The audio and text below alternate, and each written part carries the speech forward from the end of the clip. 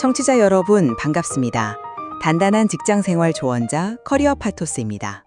반복되는 일상의 권태가 어떻게 인간의 본성을 일그러뜨리는지, 그리고 그것이 타인의 삶을 어떻게 유린하는지에 대해 깊이 살펴보는 시간을 갖고자 합니다. 오늘 살펴볼 작품은 한국 문학의 거장 박완서 선생의 단편소설 도둑맞은 가난입니다. 이 소설은 흔히 1970년대 산업화 시대의 빈부격차와 자본주의의 구조적 모순을 비판하는 작품으로 읽히곤 합니다. 하지만 저는 이 작품을 읽으며 우리의 삶을 지배하는 돈과 성공 너머에 존재하는 인간의 더 원초적인 심리, 특히 권태라는 함정이 어떻게 타인의 고통을 대상화하고 심지어 도둑질하는 지경에 이르게 하는지에 대한 섬뜩한 통찰을 얻었습니다.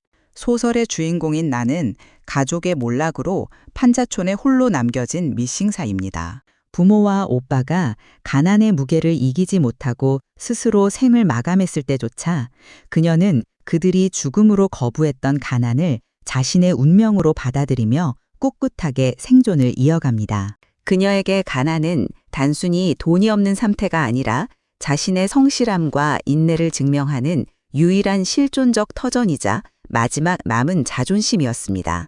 무더운 여름날 땀 흘리며 번 돈으로 전기세를 내고 푼돈을 아껴가며 내일의 생계를 꾸리는 과정 자체가 그녀에게는 삶을 지탱하는 숭고한 투쟁이었습니다. 그러던 중 그녀는 공장에서 만난 청년 상훈과 생활비를 절약하기 위해 동거를 시작합니다. 상훈은 지독한 가난 속에서도 건실하고 정직해 보였으며 주인공은 그와 고단한 일상을 공유하며 처음으로 정서적 유대감을 느낍니다. 하지만 어느 날 상훈은 아픈 동료를 돕는다며 두 사람이 함께 모은 소중한 전세 자금을 모두 써버리고 사라집니다.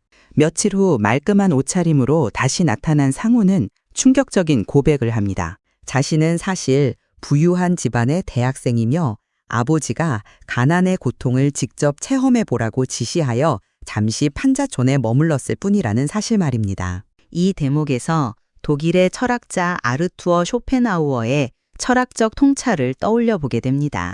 그는 인간의 삶을 고통과 권태 사이를 오가는 시계추에 비유했습니다. 생존을 위해 발버둥 칠 때는 고통이 삶을 지배하지만 모든 물질적 욕구가 충족되어 더 이상 갈망할 것이 없는 상태에 이르면 지독한 공허함, 즉 권태가 찾아온다는 것입니다. 상훈의 아버지가 자녀에게 가난을 경험하게 하려 했던 의도 이면에도 부유함이 주는 지루함을 해소하고자 타인의 처절한 생존 현장을 일종의 유희나 에피소드로 소비하려는 그러한 권태가 자리 잡고 있었을 겁니다. 상훈과 그의 가족에게 가난은 실제로 겪어야 하는 절박한 고통이 아니었습니다.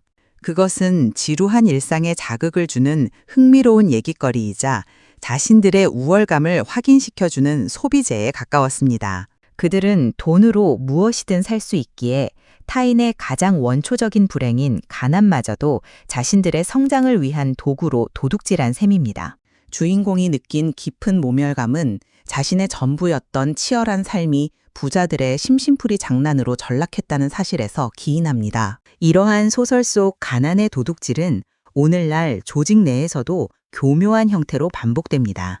내면의 목적의식을 상실하고 권태에 빠진 이들에게 동료의 절박한 노력이나 뼈아픈 실수는 공감의 대상이 아니라 자신의 무료함을 달래줄 자극적인 가십거리가 됩니다. 타인의 치열한 삶을 한낱 흥미로운 에피소드로 소비하며 자신의 공허함을 채우려는 오만한 태도, 즉 정서적 허기를 채우기 위한 타인의 도구화가 일어나는 셈입니다. 누군가의 생존이 걸린 투쟁이 누군가에게는 지루함을 해소할 구경거리로 전락하는 순간 인간 사이의 진정한 유대는 파편화됩니다.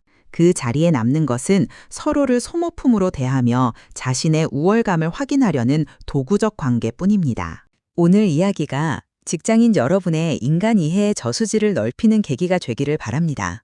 주변의 오만한 태도나 도구화 경향이 사실은 상대 내면의 지독한 공허함에서 비롯된 구조적 취약성임을 인지하는 것입니다.